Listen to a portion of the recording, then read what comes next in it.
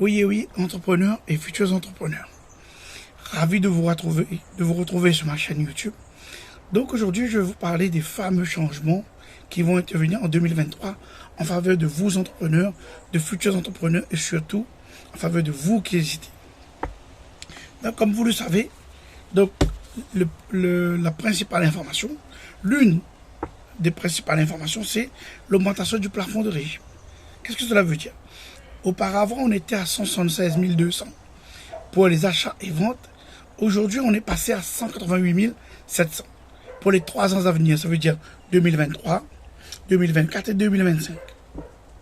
Et concernant les prestations de services, donc on est passé à 72 600 à 77 700. Ce qui veut dire que jusqu'à 188 700 pour les achats et ventes et 77 700 pour l'artisanat et les prestations de services, vous serez toujours en micro-entreprise. Et ça, c'est vraiment une super nouvelle. Donc, après, vous vous dites, pourquoi choisir la micro-entreprise? Déjà, ce qu'il faut savoir, c'est que début 2023, non, fin 2022, donc, on a changé. La micro-entreprise est devenue une entreprise individuelle. Qu'est-ce que cela a occasionné? Pour nous, cela a occasionné une séparation des biens personnels, des biens professionnels. Donc aujourd'hui, vous n'avez plus rien à faire.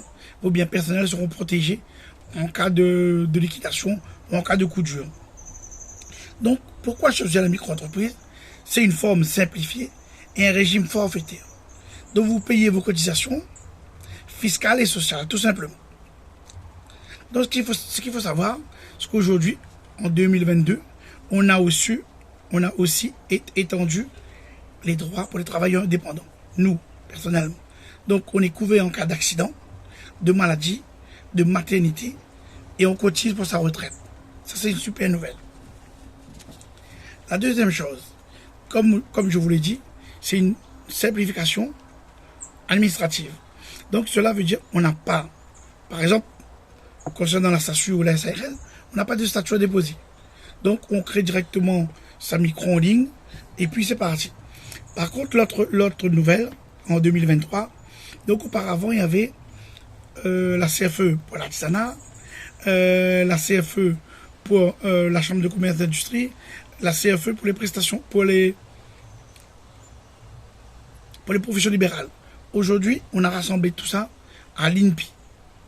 Donc, toutes les données sont concentrées sur l'INPI. Donc, depuis 2023, depuis le 1er janvier 2023. Donc, cela facilite les démarches d'immatriculation. Donc, aujourd'hui, je vais vous parler. Aujourd'hui, on peut créer sa micro-entreprise,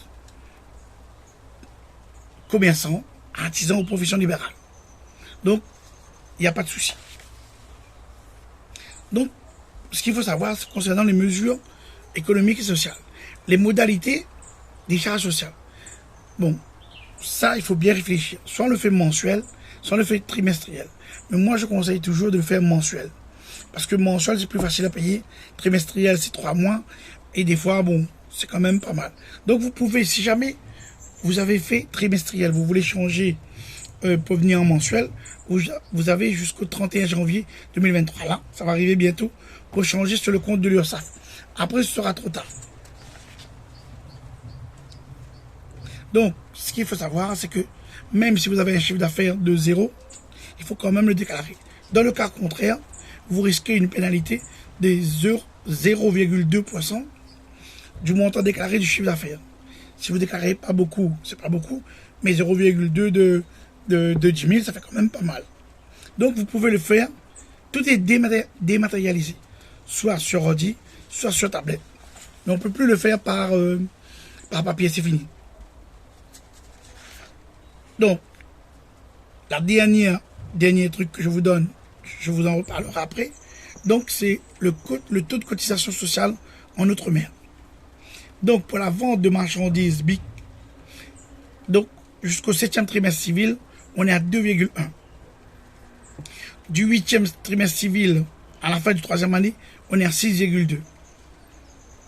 Et enfin, de la 4e année, on est à 8,2.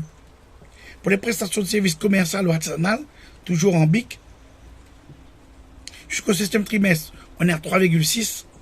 Du 8e trimestre civil à la fin de la 3e année, on est à 10,6. Et enfin, après la 4e année, on est à 14,2. Haute prestation de services et professions libérales, BNC. Donc, jusqu'au 7e trimestre, on est à 3,6. Du 8e trimestre au 3e année, on est à 10,6. Et enfin, de la 4e année, on est à 14,1.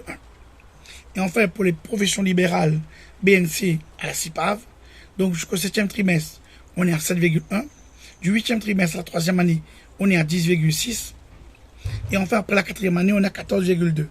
Donc, je vais m'arrêter là pour cette fois-ci. La prochaine fois, je vous parlerai plus en détail des impôts. Donc, je vous dis à bientôt et merci.